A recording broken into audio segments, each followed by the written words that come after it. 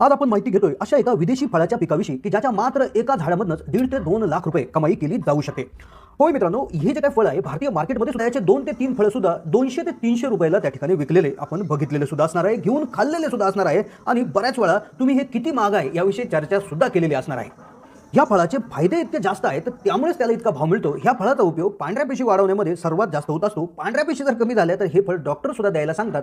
तसेच vitamin C असेल, antioxidant वाढवणं असेल, स्टॅमिना वाढवले असेल, तंदुरुस्ती त्या ठिकाणी राहणं असेल तर बऱ्याचशा कारणांसाठी या फळाचं नियमितपणे सेवन केलं जातं। तसेच विविध प्रकारचे फूड सुद्धा अगदी 150 ते 200 प्रकारचे प्रोसेस ॲटम सुद्धा याच्यापासून तयार होत असतात। तर त्यामुळे अगदी कमालीचं महत्त्व भारतीय मार्केटमध्ये या फळाला आहे। तर त्यामुळे अगदी मालामाल केल्याशिवाय हे पीक शेतकऱ्याला राहत नसतं। तर आणि विशेष म्हणजे हे फळ पूर्वी हिमाचल प्रदेश, काश्मीर या ठिकाणी घेतलं जायचं, पण अगदी काही 1 2 4 5 सालापूर्वीच महाराष्ट्रात आपल्या मांढरदेवी शेजारी सुद्धा एका शेतकऱ्याने याच्यावर प्रयोग केला आहे। अगदी सक्सेसफुली त्यांनी हे पीक घेण्यात ते यशस्वी झाले आहेत आणि चांगला रिझल्ट सुद्धा त्यांना मिळाला आहे। तर व्हिडिओच्या माध्यमातून आपण साधारणपणे हे पीक कुठलं आहे, याची लागवड कशी करायची, रोपे कुठून मिळवायची, कसं वातावरणाला पोषक असतं याची तर माहिती घेऊ। शेवटी कमाई खर्चाचं गणित सुद्धा सांगणार आहोत आणि व्हिडिओच्या शेवटी महाराष्ट्रात नेमकं कोणत्या शेतकऱ्याने कुठे याच्यावर प्रयोग केला होता आणि काय त्याचे रिझल्ट आले होते याविषयी सुद्धा माहिती देण्याचा प्रयत्न करतो। व्हिडिओ पाहत राहा। चॅनलला जर नवीन असाल तर जरूर सबस्क्राइब करून शेजारील बेलचं बटन दाबा।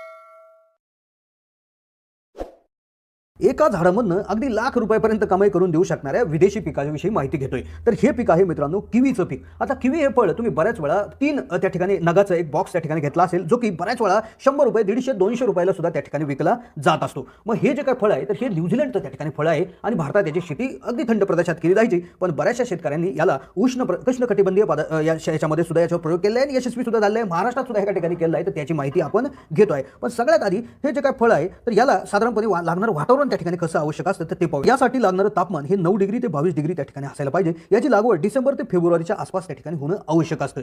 मग आता त्याचबरोबर याच्यासाठी जे मॅक्झिमम तापमान किंवा जास्तीत जास्त तापमान हे 22 डिग्रीच्या पुढे हिवाळ्यात तरी जायला नको असायला पाहिजे। याच्यासाठी लागणारी जमीन त्याचा पीएच हा 5 ते 6च्या आसपास असायला पाहिजे। जमीन समतल असायला पाहिजे, पाण्याची निचरा होणारी जमीन असणारी आवश्यक असते।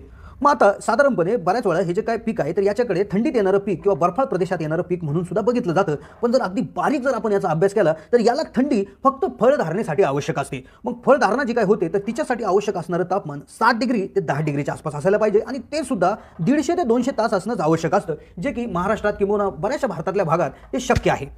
मग आता याच्या जाती कुठल्या, याच्या बऱ्याचशा जाती आहेत, 100 पेक्षा जास्त जाती जगात आहेत। भारतात मॉन्टे आणि एलिसन या जातीवर त्या ठिकाणी बराचसा याची लागवड केली जाते।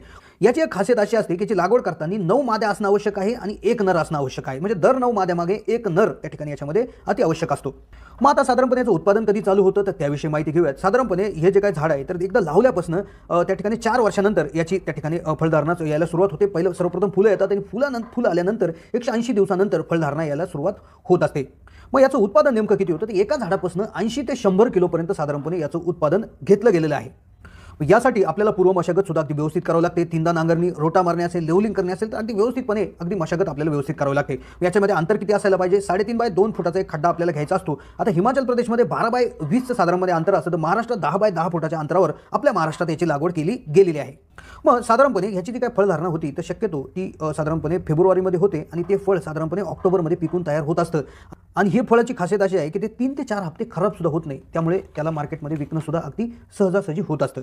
आपल्या महाराष्ट्रात मांढरदेवी साधारणपणे एक ठिकाण आहे, तर त्याच्या शेजारी एका शेतकऱ्याने याच्यावर त्या ठिकाणी प्रयोग केला होता। एक 2-3 वर्षापूर्वी प्रयोग केला होता। अगदी व्यवस्थितपणे स्वतः अभ्यास करून त्याच्यावर त्यांनी लागवड केली होती आणि त्या साधारणपणे एक सक्सेस सुद्धा त्यांना भेटलेला आहे आणि बऱ्यापैकी त्याच्यामधनं त्यांना लाभ सुद्धा मिळालेला आहे।